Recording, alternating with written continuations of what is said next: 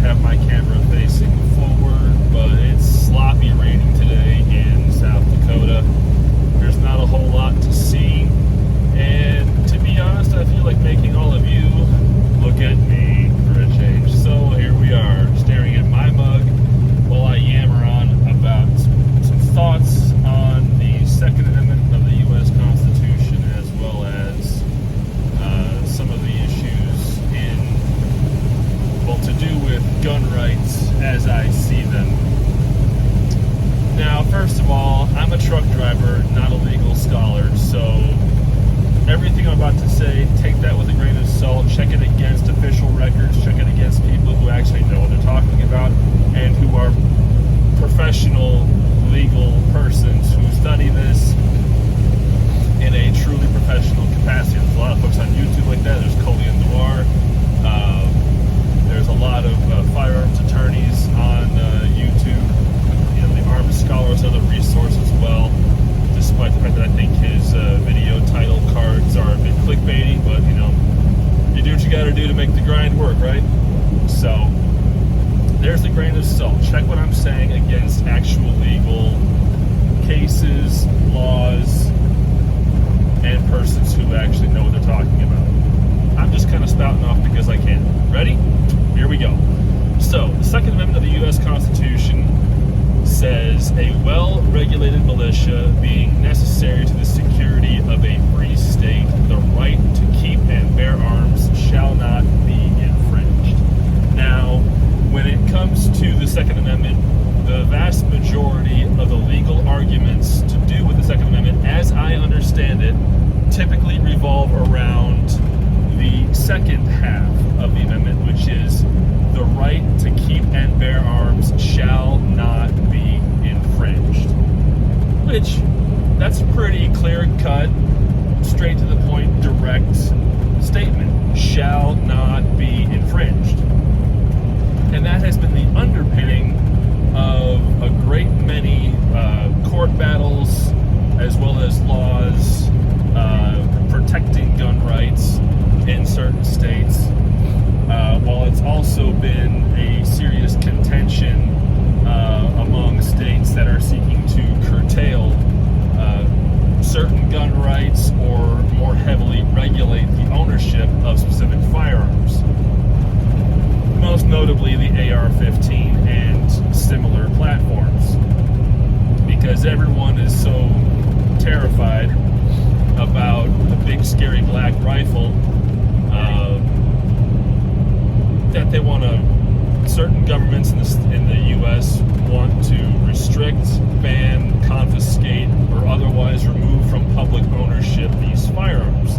Now, there are a great many legal arguments as to why that should happen, but as I understand it, for every legal argument in favor of removing access to AR-15s, as well as to require all publicly owned AR-15s to be surrendered or traded in some capacity or bought back, for every one of those arguments, there's an argument in favor of maintaining public ownership, continuing to allow private citizens to own these firearms. But I'm not going to get into the whys and the hows of the legal situations currently. I'm going to talk about more the legal argument that I feel is not being discussed, and that is in the first part of the Second Amendment, which is a well-regulated militia being necessary to the security of a free state. So, first of all, let's look at that first portion. A well-regulated militia. What is a militia? A lot of folks would consider the National Guard to be a militia force because it is comprised of volunteers. Well, considering that the National Guard is a codified branch of the United States military, there's the Air National Guard, the Army National Guard, I believe the Navy and the Marines have a National Guard. I don't know. I should know. I don't know. I just know I hear mostly about the Army and the Air National Guards being actual serving components of the U.S. military and essentially a certified branch of the Department of Defense. Yes, it is a volunteer force, but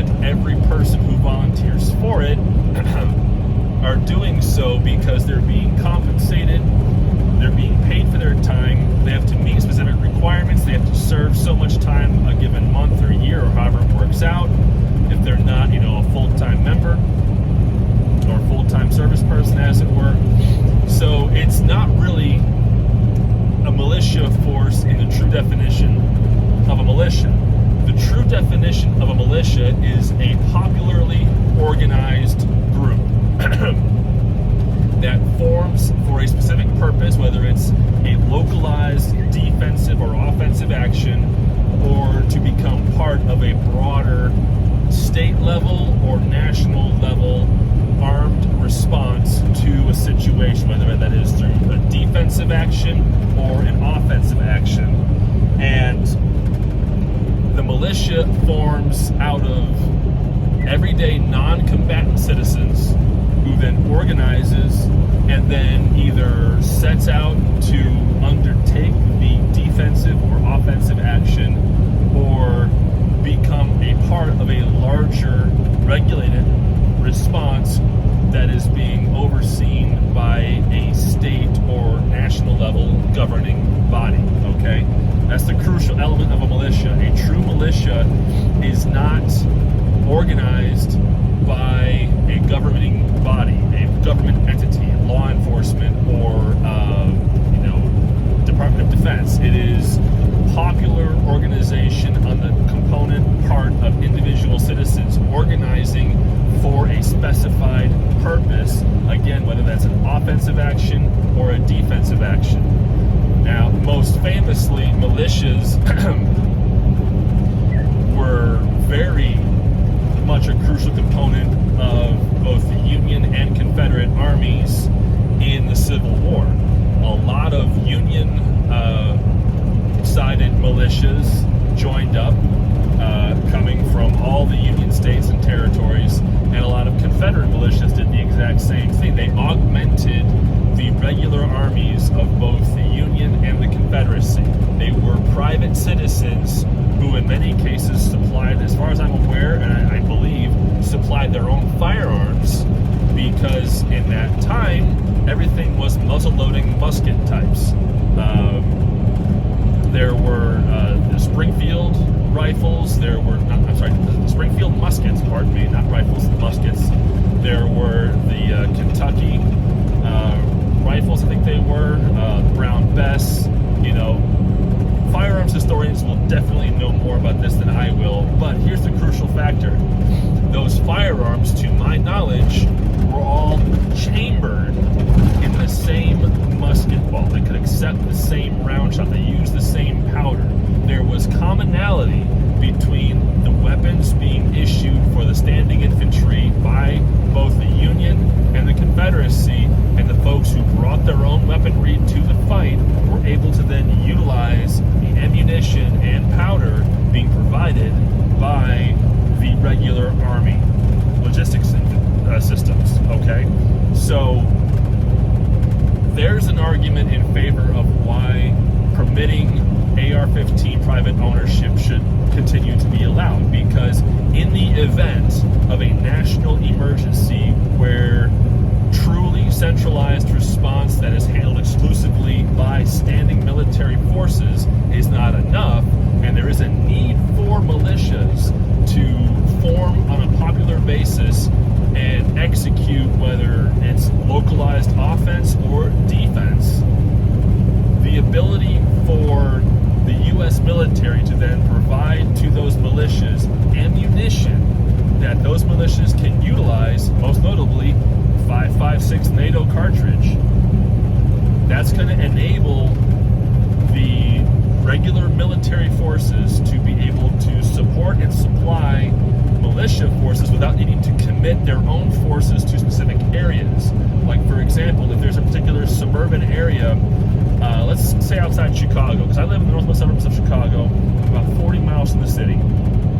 There are several major highways, interstates, and other road networks, airports in the region I live in. Now, obviously, the region I live in has significant strategic value because there's a lot of rail hubs, a lot of road networks. We got O'Hare Airport, we got Midway Airport, there's Rockford Airport,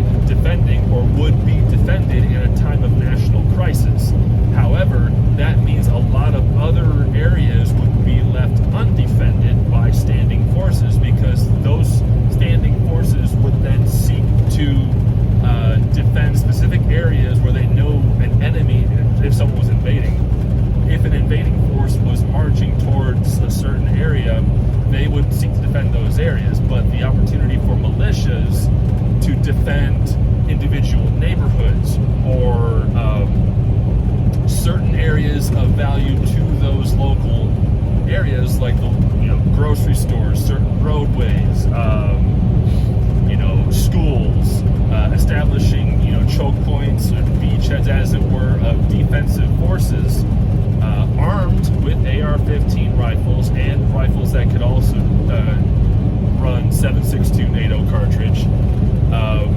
That allows the civilian population organizing into militias to augment the regular military forces and become a crucial component of a localized regional defense network. Or also, if there was a need for militias to, let's talk about border security. Like, I mean, Title 42 just expired,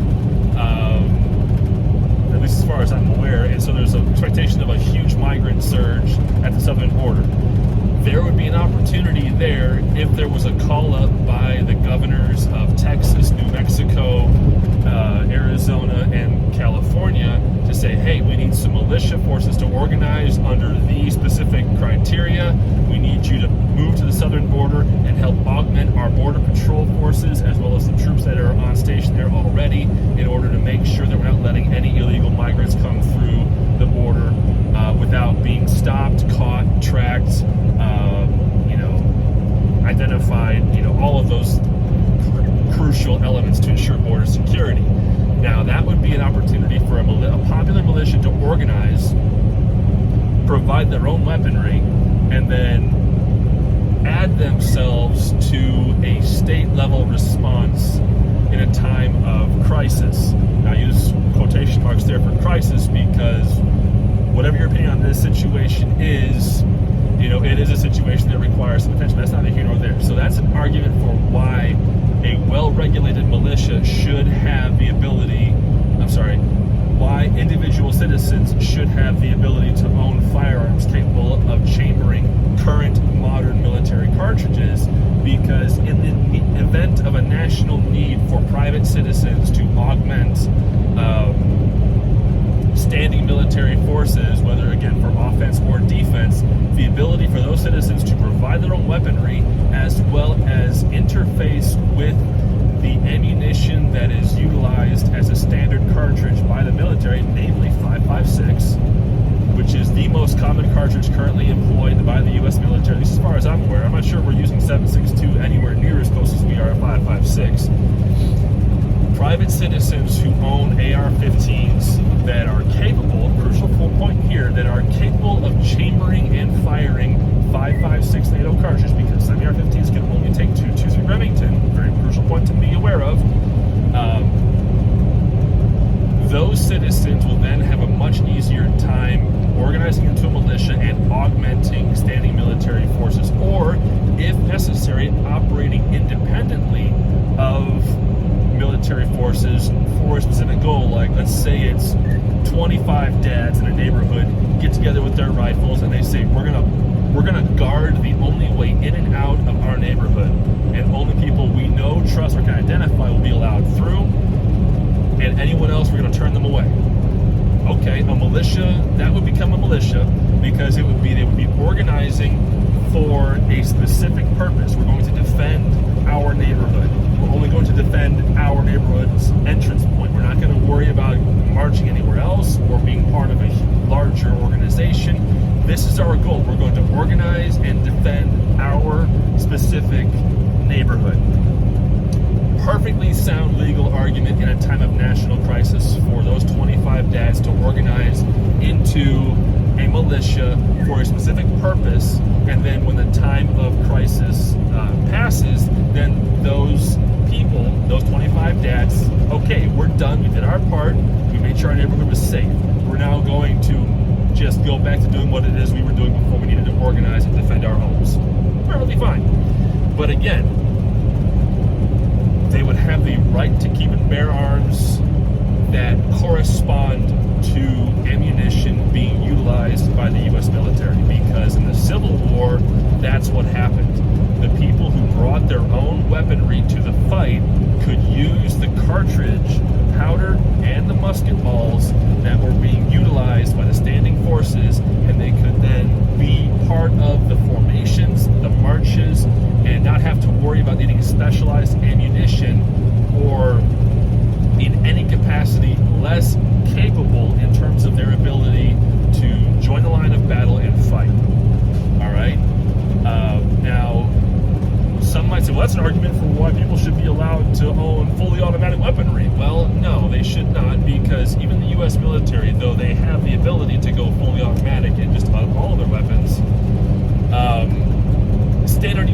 doctrine is not to go full auto unless you absolutely have to. Like, there are specific reasons when full auto is utilized, whether it's suppressing fire from the machine guns, while the smaller arms are firing in semi-auto to ensure precise, accurate, suppressive rifle fire, rather than just hosing down a zone and praying for the best, like they were shooting Predator with Schwarzenegger, Ventura, and all those guys in, the jungle down in South America, right? That's a fun scene. They're just mowing down this jungle, just this line of guys just unloading all kinds of firepower. It's a fun scene. I remember the first time I watched it, I just sat there laughing hysterically at the sheer macho mayhem of that scene. My dad and I, we just cracked up, because as awesome as it was also absolutely hysterical. With that kind of standing in a line and just unloading every magazine, that does not happen in typical military operations unless it has to, because they teach our boys and girls how to shoot, and how to shoot properly, not just as it were. So that's why there's really no need for us to be owning machine guns on a routine basis without going through the bureaucratic proctology exam, because as someone who owns rifles, I own a Springfield Armory M1A, which is the civilian equivalent of the M14, manufactured exclusively in semi-automatic, and I have no intention of violating federal law to convert it to full auto, because that rifle in full auto is absolutely garbage. I mean, if you start pointing directly straight, by the time the magazine is empty, you're up here, because there's just so much kickback from that rifle. It just does not, it recoils so hard in full auto that it's uncontrollable. So there's no point having it in fully automatic at any capacity whatsoever. It's much, much, much better as a semi-automatic only, designated marksman, focused fire weapon.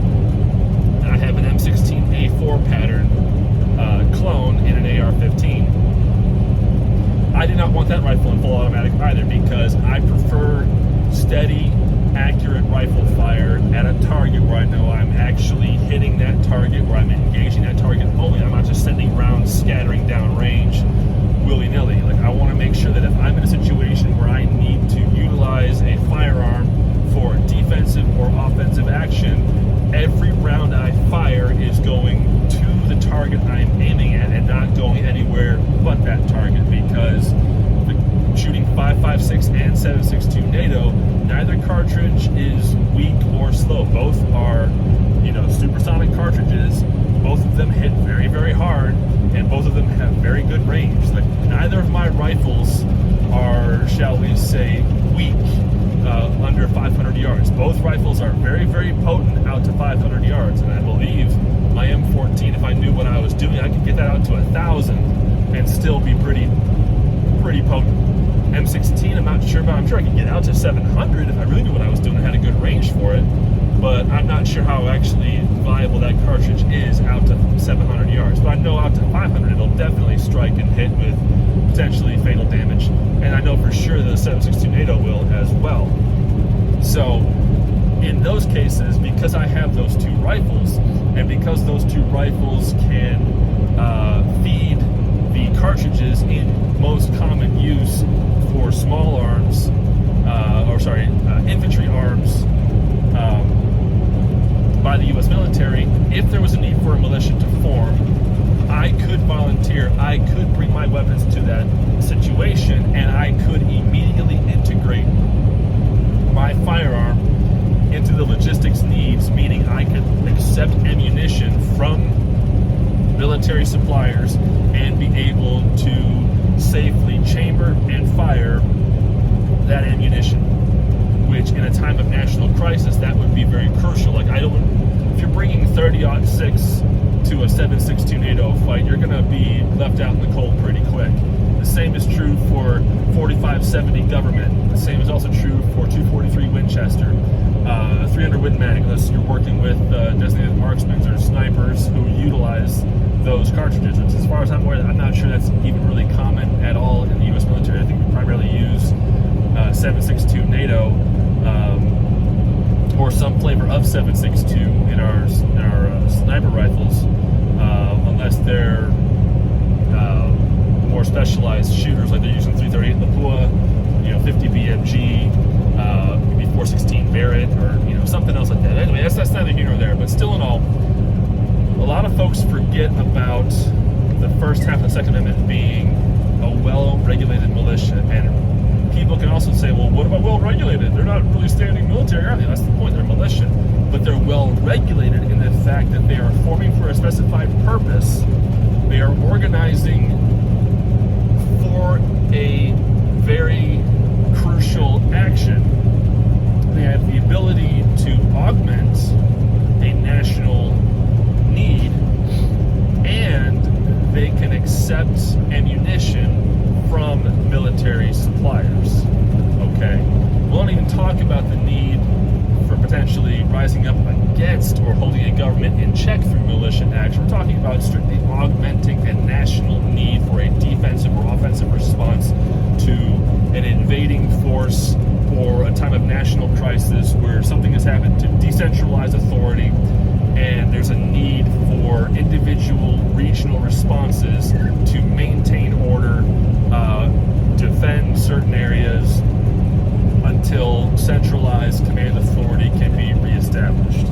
You know, there's also the possibility at some point that if, you know, all the police and other first responders who feel so maligned by, anti-police sentiment decide to stop working, well, at some point, there's going to be a need for individual citizens to defend their homes against people who are seeking to take advantage of their property or a lack of law enforcement response.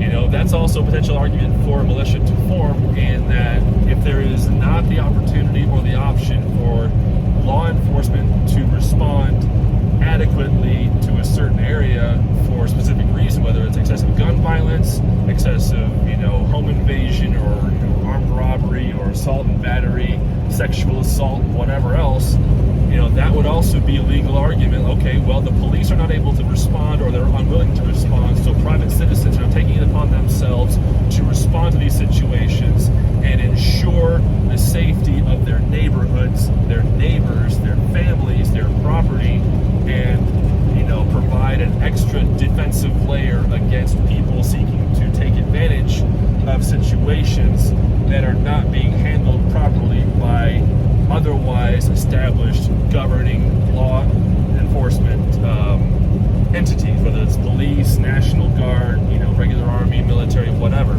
Okay, so there is a definite need and a lot of legal arguments in favor of ensuring that rifles in private ownership, as well as the continued sale of these rifles to current and new owners, is good, right, proper, and constitutionally legal, because everyone's forgetting that according to the U.S. Code, the definition of a militia and who's eligible for a militia is a popular force comprising eligible males ages 17 to 45. That's in the U.S. Code. Now, I'm badly paraphrasing. Look it up for yourself, and you can see just how it is spelled out there for the militia. So anyway, it's been almost half an hour, been yammering. Thank you so much for watching. If you made it this far, I really do hope that what I was talking about was legally sound and constitutionally viable. I hope it provides, any other legal scholars studying Second Amendment rights and, the different fights to curtail or expand those rights, or at least maintain them. Hope what I was talking about was actually